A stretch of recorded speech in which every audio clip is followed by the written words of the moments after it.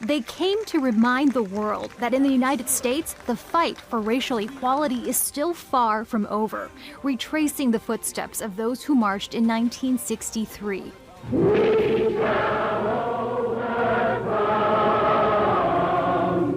60 years ago, 250,000 people, led by the young Reverend Martin Luther King Jr., linked arms, raised their voices, and heard King's speech about his dream for equality. No justice!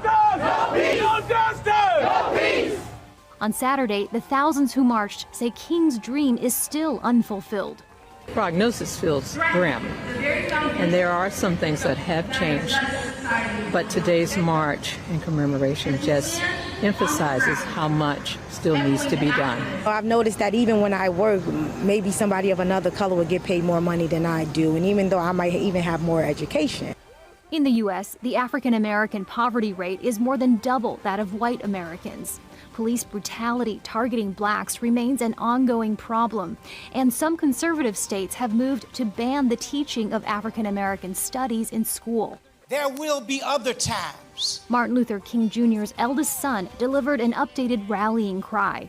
Dad would probably say, now is the time. We must preserve, protect, and expand democracy. We must ensure that voting rights is protected for all people. We must ensure that our women and children are treated fairly. We must end gun violence.